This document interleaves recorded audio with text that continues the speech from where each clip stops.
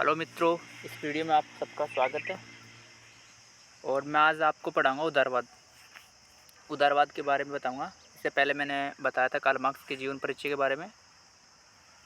तो अगर आपने वो वीडियो ना देखा हो तो वो वीडियो ज़रूर देखें, उसका लिंक मैं डिस्क्रिप्शन बॉक्स में डाल दूँगा।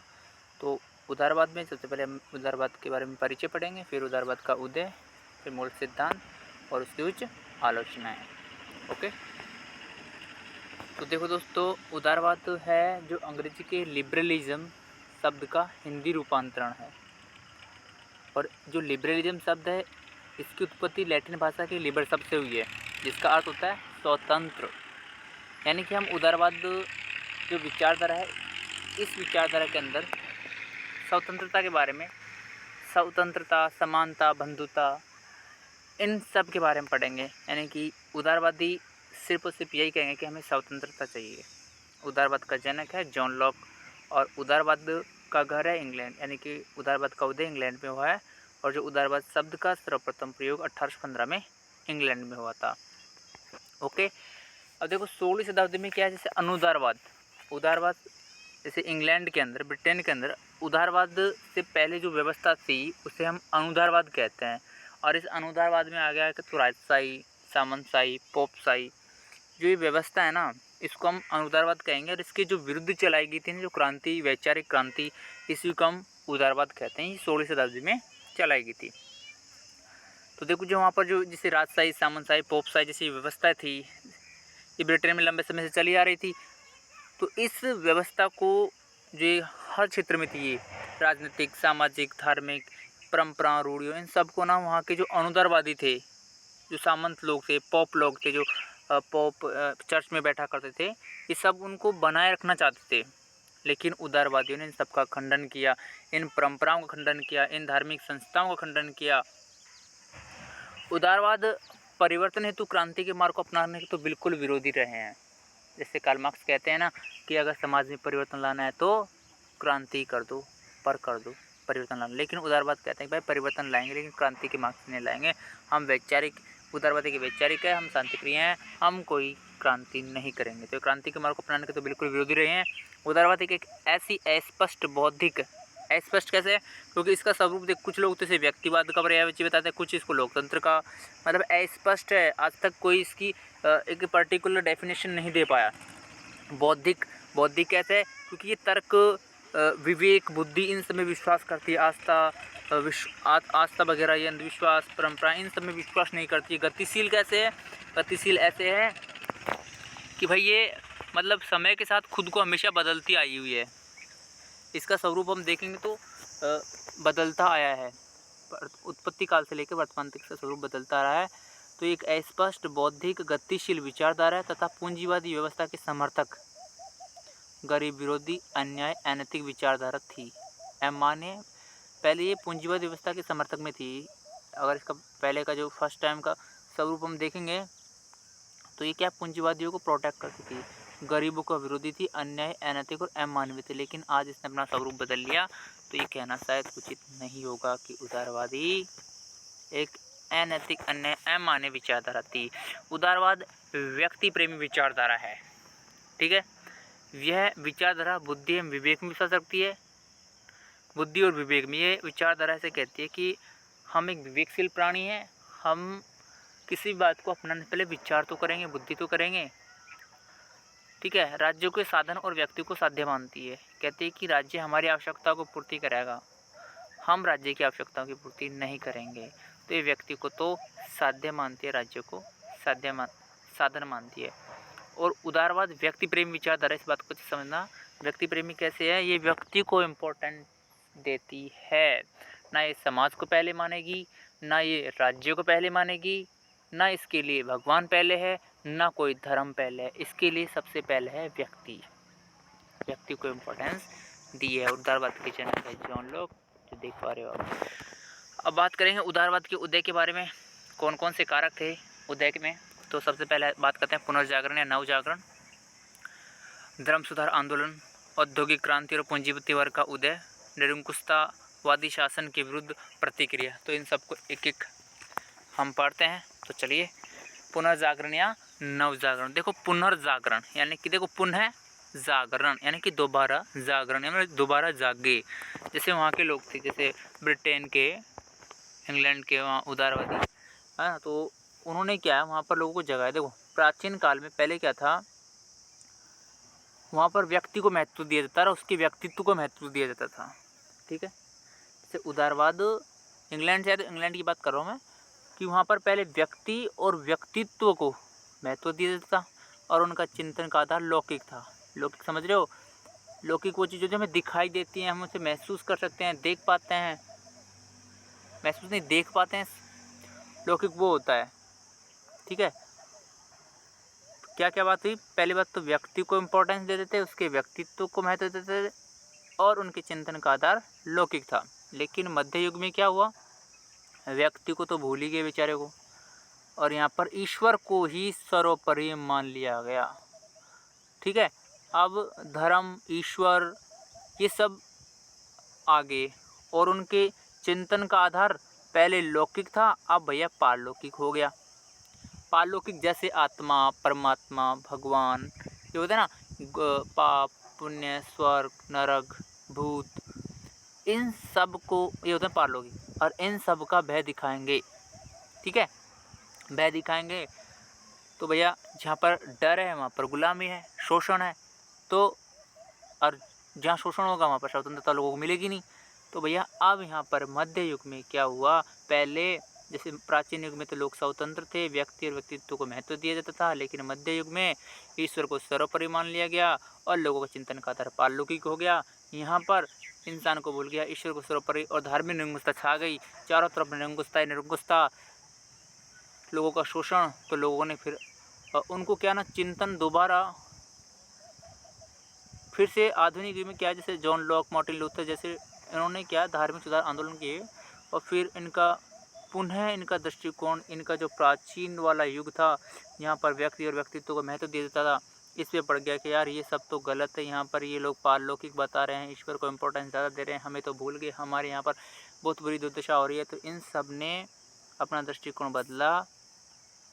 ओके, तो ऐसे करके पुनर्जागरण ने भी उदारवाद के आगमन में काफ़ी अच्छी भूमिका निभाई। मैं तो कहता हूँ पुनर्जागरण ही आधार है इसकी उत्पत्ति का। अब सही से नवजागरण भी कहते हैं। नवजागरण ने क्या है, व्यक्ति के दृष्टिकोण को लौकिक बना दिया भाई साहब, वापस से आगे अपने पुरानी संस्कृति में मान लो, और व्यक्ति और उसके व्यक्तित्व को सर्वोपरि रखा गया। वापस से लोगों को यह सिखाया गया कि सत्य की प्राप्ति का मार्ग जो श्रद्धा और अंधविश्वास नहीं है, बल्कि बुद्धि और विवेक है। जैसे श्रद्धा, भाई सत्य की प्राप्ति करनी है तो लोग श्रद्धा, ईश्वर में श्रद्धा रखते हैं, धर्म में श्रद्धा करते हैं। और ये धर्म, ईश्वर, इन सब ने मानव का शोषण किया है। कार्ल मार्क्स ने कहा ना कि धर्म लोगों का अफीम है, ये एक स्लो पॉइजन है, धीरे धीरे हमें ख़त्म करता है। ये हमें हमारी स्वतंत्रता को कब छीन लेता हमें पता भी नहीं चलता है। तो मार्टिन लूथर ने तो कहा भी है ना कि मेरा मन ही मेरा चर्च है। जॉन लॉक, इन सब ने धार्मिक निरंकुशता का भी अंत किया। और नवजागरण ने ईश्वर, जो राज्य है ना, नवजागरण ने क्या किया, राज्य को ईश्वरकृत, जैसे मनु ने भी कहा, अपने कौटिल्य, शुक्र, प्लेटो ने भी कहा है कि राज्य एक ईश्वरकृत देवीय संस्था है। तो भाई जब नवजागरण के बाद में ये सिद्ध हो गया कि राज्य कोई ईश्वरकृत संस्था नहीं है, मानव निर्मित है। हम लोगों ने राज्य को बनाया है। ठीक है, अब बात करते हैं दूसरा है। तो एक बात समझ में आ गई, धर्म सुधार आंदोलन हुए, लोगों को मालूम चला कि हमारी संस्कृति कैसी थी, हमारे चिंतन का आधार क्या था। इन सब की वजह से वहाँ पर निरंकुशता कम हुई और लोगों ने स्वतंत्रता की मांग करी। तो धर्म सुधार, पुनर्जागरण की वजह से भी उदारवाद का उदय हुआ। अब सेकंड बात करते हैं धर्म सुधार आंदोलन। तो मध्य युग में जैसे धार्मिक निरंकुशता भी थी, चारों तरफ मतलब निरंकुशता तो थी, हर क्षेत्र में थी। धार्मिक क्षेत्र देख लो, सामाजिक क्षेत्र देख लो, राजनीतिक क्षेत्र देख लो, आर्थिक क्षेत्र देख लो, हर क्षेत्र में निरंकुशता थी। और उदारवाद का उदय का कारण तो निरंकुशता ही थी। अगर निरंकुशता ना होती तो उदारवाद क्यों आता। ठीक है, अब बात करते हैं धार्मिक क्षेत्र में पोप लोगों की निरंकुशता थी। वे जो शास्त्रों का जो भी अर्थ बतलाते थे वे प्रमाणिक थे। जो पोप चर्च में बैठते थे ना, वो जो कहते थे ना कि ये बात है, ये है, वो है, तो वही मतलब ऑथेंटिक होती थी। और फिर क्या, 16 शताब्दी में धर्म सुधारकों के द्वारा धार्मिक निरंकुशता का विरोध किया गया और मार्टिन लूथर और जॉन लॉक, इन सब ने धार्मिक निरंकुशता का विरोध किया, खंडन किया उनकी बातों का। फिर जब जाके धार्मिक सुधार आंदोलन की वजह से भी धार्मिक निरंकुशता कम हुई, समाप्त हुई, और जब जब लोगों को धार्मिक स्वतंत्रता प्राप्त हुई, उदारवादियों ने कहा कि धार्मिक मसले हैं, धार्मिक जो मामले हैं, भगवान, ईश्वर, ये सब व्यक्तिगत वो हैं मामले, इनको क्यों सार्वजनिक कर रहे हो? व्यक्ति भगवान को माने या ना माने, उनका व्यक्तिगत फैसला है ये, तो इसमें राज्य को बीच में नहीं आना चाहिए। तो मार्टिन लूथर ने सिखाया भी है कि व्यक्ति और ईश्वर के बीच संबंध स्थापित करने के लिए किसी मध्यस्थता या फिर किसी बिचौलिए की हमें आवश्यकता नहीं है। अगर ईश्वर है तो मैं और मेरा ईश्वर, बीच में किसी बिचौलिए की जरूरत नहीं है। और इस आंदोलन ने धार्मिक बुराइयों का अंत कर व्यक्ति को धार्मिक स्वतंत्रता दिलाई थी। ठीक है, ओके। अब बात करते हैं तीसरा, औद्योगिक क्रांति, शहरीकरण और पूंजीपति वर्ग का उदय। ये भी बहुत ही इम्पोर्टेंट एम्पायर रहा है उदारवाद के उदय के लिए। देखो, मध्य युग में क्या, लोगों का आर्थिक जीवन स्वतंत्र नहीं था। मतलब भाई मध्य युग में तो इंग्लैंड में, ब्रिटेन में, वहाँ की बात कर रहा हूँ कि लोग स्वतंत्र थे ही नहीं। कोई सा भी क्षेत्र देख लो, धार्मिक, सामाजिक, राजनीतिक, आर्थिक, कोई सा भी क्षेत्र देख लो, आप स्वतंत्र थे ही नहीं। आर्थिक क्षेत्र में स्वतंत्रता नहीं थी। फिर क्या हुआ, 28 सदी के अंत में क्या, औद्योगिक क्रांति हुई। अब औद्योगिक क्रांति हुई, हाँ, उद्योग धंधे मिले, लोग पैसे वाले हुए धीरे धीरे, हाँ, पैसे वाले हो गए। अब वो ज़्यादा से ज़्यादा धन कमाना चाहते थे, लोग शहरों की तरफ आकर्षित होने लगे, शहरों में लोग ज़्यादा जागरूक होते हैं। तो फिर उन्होंने क्या किया, पूंजीपतियों ने ज़्यादा से ज़्यादा पैसा कमाने के लिए उन सब रीति रिवाजों, उन सब बंधनों को छोड़ा, उन सब बंधनों का विरोध किया जो उनको ज़्यादा से ज़्यादा धन कमाने के लिए रोक रहे थे। जो वहाँ के पॉप लोग, राजा थे, सामंत थे, वो लोग क्या इनको रोके हुए थे, मतलब इनको स्वतंत्रता नहीं थी। तो इन सब ने उनका विरोध किया। फिर इनको आर्थिक क्षेत्र में भी क्या मिल गई, स्वतंत्रता मिल गई। धीरे धीरे हर क्षेत्र, धार्मिक क्षेत्र में मिल गई, आर्थिक क्षेत्र में मिल गई, सामाजिक, हर क्षेत्र में इनको धीरे धीरे स्वतंत्रता मिल ही जाएगी। अब बात करते हैं निरंकुशतावादी शासन के विरुद्ध प्रतिक्रिया। देखो, आपको पता है उदारवाद क्यों आया है। निरंकुशता के विरुद्ध तो आया है, क्योंकि उदारवाद से पहले वहाँ पर अनुदारवाद था, और वहाँ अनुदारवाद में क्या था, निरंकुशता थी। लोग स्वतंत्र थे ही नहीं, उनकी स्वतंत्रता तो वो लोगों ने छीन रखी थी। पॉप लोगों ने, धर्म के आधार पर राजाओं ने, सामंतों ने, तो वहाँ पर उदारवाद के जन्म सबसे को प्रमुख कारण था निरंकुशता, और निरंकुशता के कारण ही उदारवाद आया है। तो ये 4 कारण इंपॉर्टेंट थे। जिनमें सबसे पहले मैंने आपको बताया पुनर्जागरण, नवजागरण, धर्म सुधार आंदोलन, सेकंड, थर्ड है औद्योगिक क्रांति और पूंजीपति वर्ग का उदय, तीसरा, अब चौथा है निरंकुशतावादी शासन के विरुद्ध प्रतिक्रिया। तो उदारवाद का उदय समझ में आ गया होगा आपके। ओके, अब नेक्स्ट है उदारवाद के प्रकार कितने होते हैं। तो उदारवाद के 3 प्रकार होते हैं। परंपरागत उदारवाद, इसे नकारात्मक उदारवाद या शास्त्रीय उदारवाद भी कहते हैं। दूसरा है आधुनिक या सकारात्मक उदारवाद, और तीसरा नव उदारवाद या समकालीन उदारवाद। देखो, परंपरागत उदारवाद या फिर कह दो उदारवाद, इसका उदय क्यों हुआ, निरंकुशता के विरुद्ध हुआ या फिर अनुदारवाद के विरुद्ध हुआ, क्योंकि वहाँ पर पॉपशाही, राजशाही, सामंतशाही जैसी व्यवस्था के विरुद्ध चलाई गई एक वैचारिक क्रांति थी, और इनके समर्थक थे John Locke, James mill, record of Bentham. अब आधुनिक या सकारात्मक उदारवाद की बात करें तो ये क्यों आया मार्केट में, क्योंकि ये इसमें कुछ, जैसे परंपरागत उदारवाद में कुछ कमियाँ थी। इसने क्या है, जैसे व्यक्ति को ज़्यादा स्वतंत्रता दे दी, व्यक्ति को ज़्यादा इंपॉर्टेंस दी, तो फिर क्या व्यक्तिवाद फैल गया। पूंजीपति कुछ मतलब समाज में 2 वर्ग हो गए, पूंजीपति और सर्वहारा वर्ग, या फिर गरीब तबके के वर्ग मान लो। तो मतलब फिर कार्ल मार्क्स जैसे विचारकों ने आलोचना की उदारवाद की, तो इन्होंने अपना स्वरूप बदला, थोड़ा सुधार किया, और फिर इन्होंने थोड़ा कल्याणकारी राज्य का रुख अपनाया। और John Stuart Mill, TH. Green, Laski वगैरह ने, तो इन्होंने बोला कि भाई हाँ, हमें व्यक्ति को नहीं, समाज को भी मतलब साथ में लेके चलना है। तो फिर इन्होंने बोला, पहले जैसे कहते थे कि हमें तो राज्य चाहिए नहीं, उदारवादी कहते थे राज्य एक बुराई है। परंपरागत उदारवादी से कहते थे राज्य एक बुराई है। फिर उन्होंने अपना थोड़ा सा रुख बदला, बोला कि राज्य एक आवश्यक बुराई है। फिर तीसरा स्टेज नव उदारवाद, इन्होंने अब तो यहाँ पर राज्य बिल्कुल कल्याणकारी बनने की पूरी कोशिश कर रहा है। यहाँ पर राज्य आवश्यक बुराई नहीं है, अब कहते हैं कि आवश्यक अच्छा ही है। नव उदारवाद या समकालीन उदारवाद क्या कह रहा है कि राज्य एक आवश्यक अच्छा ही है। तो हम देख रहे हैं कि उदारवाद समय समय के हिसाब से खुद को बदलते आया है। पहले उदारवाद नकारात्मक था, फिर सकारात्मक हुआ, और फिर बाद में कल्याणकारी धीरे धीरे और भी ज़्यादा हो गया। उदय के कारण से समर्थक तो आप समझ गए होंगे। अब उदारवाद के मूल सिद्धांतों की बात करें तो उदारवाद मान्य विवेक में आस्था रखता है।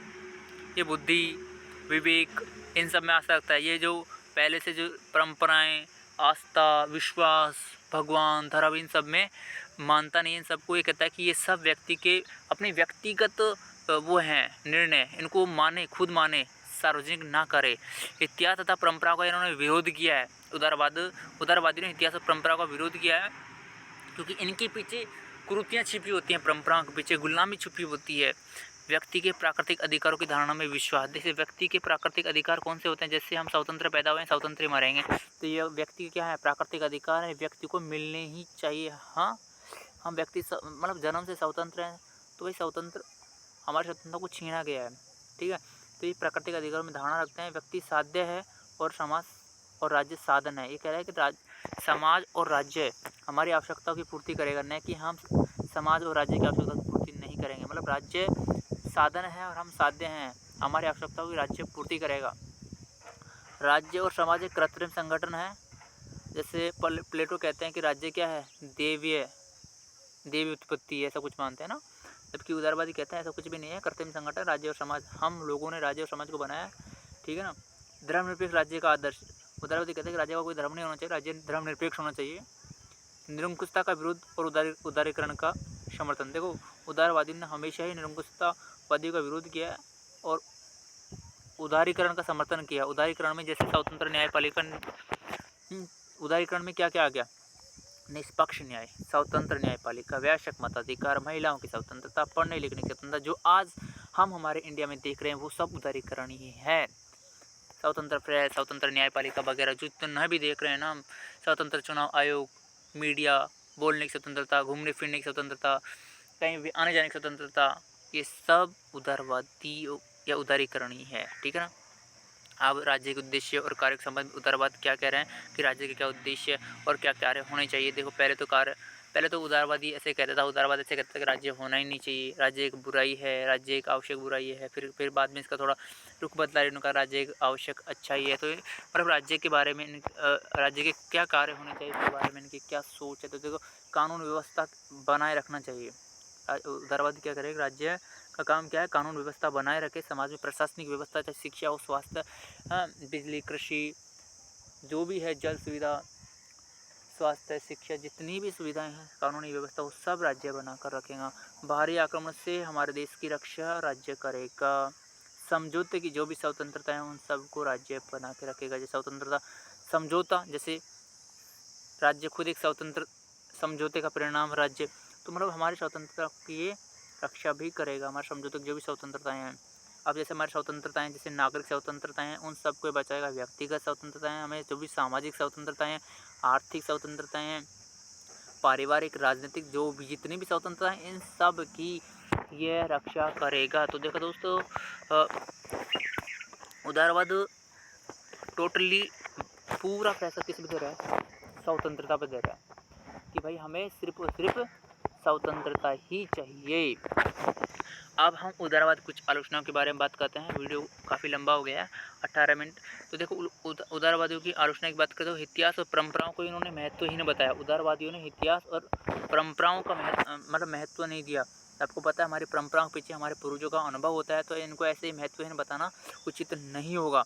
ये मानव बुद्धि और विवेक को अधिक महत्व देते हैं, जो कि उचित नहीं है। कुछ कुछ ईश्वर कृत्य भी होता है, कुछ संयोगवश भी होता है। हाँ, तो ऐसा मतलब मानव बुद्धि को अधिक वो महत्व नहीं देना चाहिए। राज्य कृत्रिम समझौते का परिणाम बताया, ऐसा कुछ भी नहीं। अगर प्लेटो से पूछे कि राज्य के कृत्रिम संगठन है, तो नहीं, राज्य एक मानव कृत न होकर एक देवीय या ईश्वरकृत संस्था है।